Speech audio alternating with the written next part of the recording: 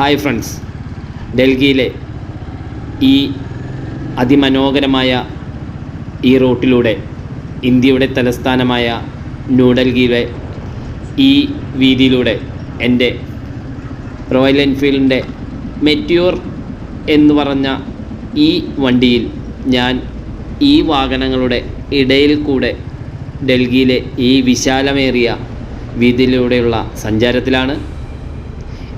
ഇത് ഡൽഹിയിലെ മറ്റു രാജ്യങ്ങളുടെ എംബസികളൊക്കെ നിൽക്കുന്ന ഒരു റോഡാണ്. ഈ റോഡിന് ഇരുവശവും വീതിയേറിയ പുൽത്തകിടികളും മരങ്ങൾക്കുമിടയിൽ വലിയ മതിൽക്കെട്ടിനുള്ളിൽ ആയുധധാരികളായ പോലീസുകാരുടെയും അർദ്ധസൈനിക വിഭാഗത്തിൻ്റെയും കാവലിലാണ് ഈ പ്രദേശങ്ങളെല്ലാം തന്നെ. ഇവിടെ ഡൽഹിയിലെ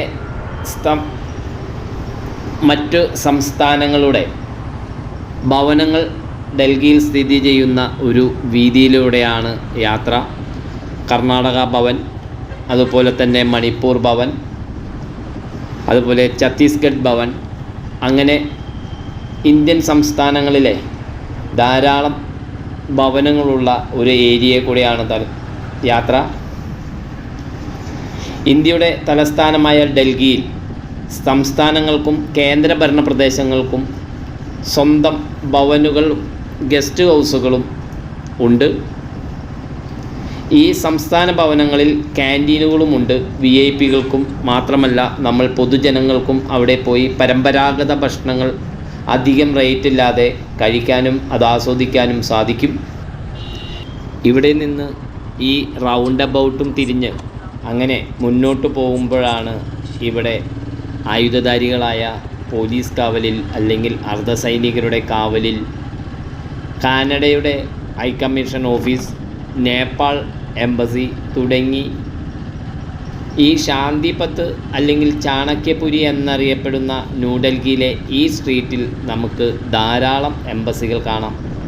സ്വീഡൻ്റെ embassy, Australian high commissioner office, Netherland, Germany, Poland, Britain, Romania, Bangladesh, ചെക്ക് റിപ്പബ്ലിക്, പോർച്ചുഗൽ തുടങ്ങി ധാരാളം വിദേശ എംബസികളും ഹൈക്കമ്മീഷണർ ഓഫീസുകളും നമുക്കിവിടെ കാണാം. അതിൻ്റെ ഓരോ ബോർഡുകളാണ് ഈ കാണുന്നതെല്ലാം. ഈ ഓഫീസുകളെ മിക്കവരുടെയും, പ്രത്യേകിച്ച് അമേരിക്കൻ എംബസിയുടെയും തൊട്ടടുത്തൊന്നും ഒരു പാർക്കിംഗ് ഏരിയ ഒന്നും ഞാൻ കണ്ടില്ല. ലോകത്തിലെ ഏറ്റവും വലിയ നയതന്ത്ര കാര്യാലയങ്ങളിലൊന്നാണ് US എംബസി ഇന്ത്യയിൽ പ്രവർത്തിക്കുന്നത്. ന്യൂഡൽഹിയിൽ പ്രവർത്തിക്കുന്ന ഈ എംബസി ഇന്ത്യയുമായുള്ള US-ൻ്റെ ബന്ധത്തിന് US പ്രാധാന്യത്തിൻ്റെ തെളിവും കൂടിയാണിത്.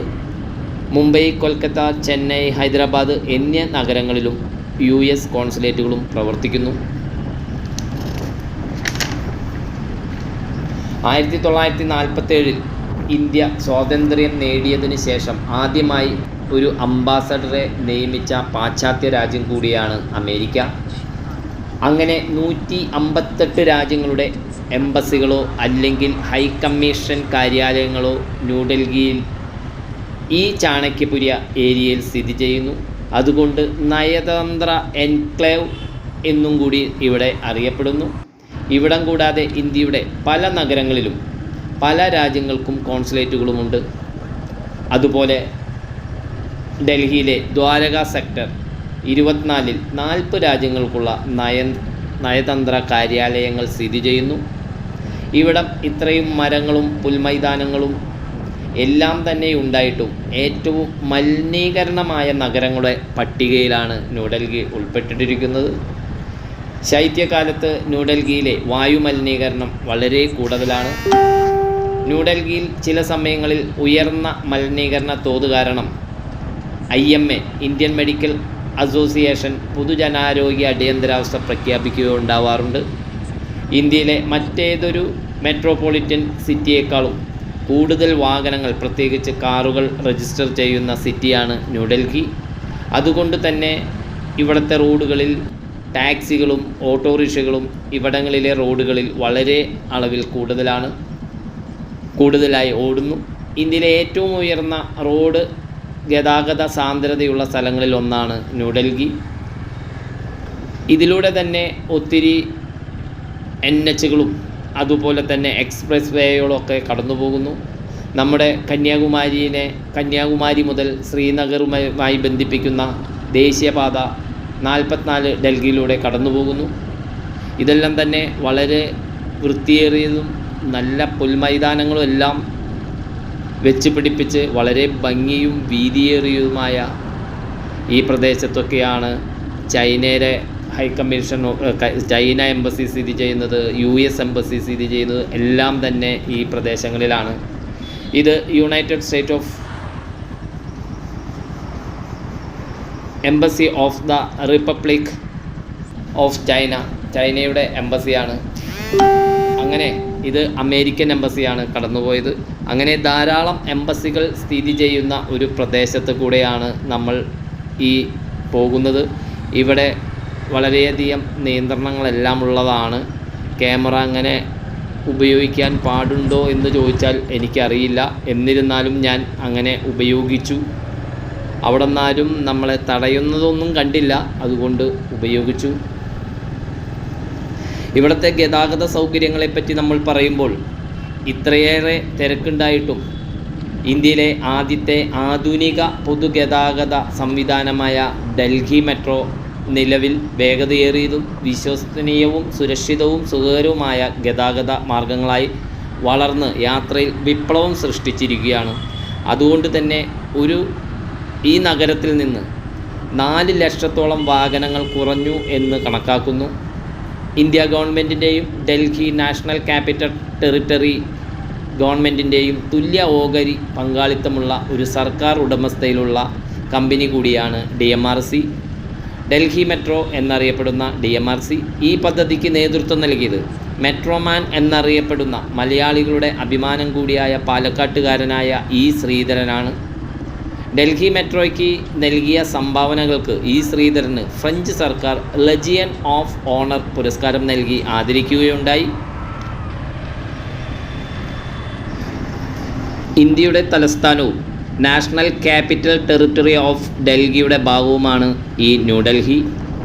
രാഷ്ട്രപതി ഭവൻ, സുപ്രീം കോടതി, സൻസദ് ഭവൻ പ്രധാനമായ ഭരണസിരാ കേന്ദ്രങ്ങളെ നിയന്ത്രിക്കുന്ന വിഭാഗങ്ങളുടെ ആസ്ഥാനം കൂടിയാണ് ഇവിടം.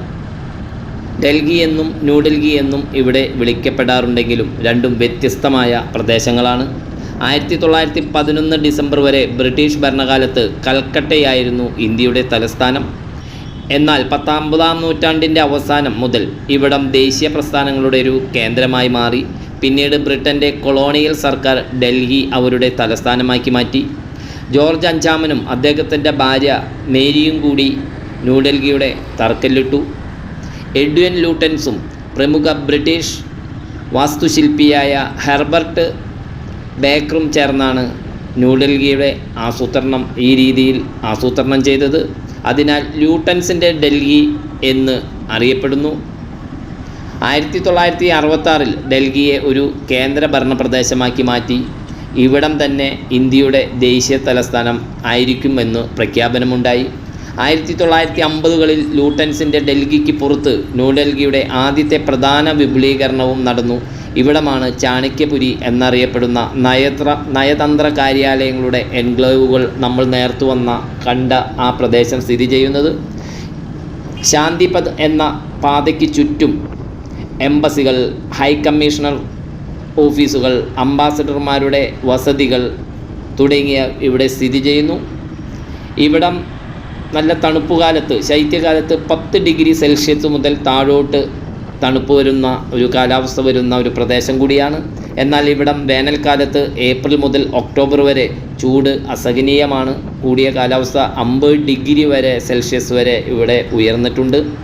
മൺസൂൺ ജൂലൈ ഓഗസ്റ്റ് മാസങ്ങളിലാണ് നല്ല ശക്തമായ മഴ ലഭിക്കുകയും ചെയ്യുന്നു. അങ്ങനെ നമ്മൾ ന്യൂഡൽഹിയുടെ ഒട്ടുമിക്ക പ്രദേശത്ത് കൂടി എൻ്റെ ഈ മെറ്റ്യൂറിലുള്ള യാത്ര ഞാൻ തുടർന്നുകൊണ്ടിരിക്കുകയാണ്. അങ്ങനെ നമ്മൾ ഡൽഹി മെട്രോയെ കൂടി പറഞ്ഞപ്പോൾ ഒരു കാര്യം കൂടിയും പറയേണ്ടതായുണ്ട്. ഡൽഹി മെട്രോ റെയിൽ ആകെ നീളം 400 കിലോമീറ്റർ ആയിക്കൊണ്ടിരിക്കുന്നു. ലോകത്തിലെ ഏറ്റവും വലിയ മെട്രോ ലൈനുകളിലെ 10ാം സ്ഥാനത്ത് എത്തിയിരിക്കുന്നു ഡൽഹി മെട്രോ. ഇതിലൂടെ പ്രതിദിനം 30 ലക്ഷത്തോളം ജനങ്ങൾ സഞ്ചരിക്കുന്നു എന്നാണ് കണക്ക്.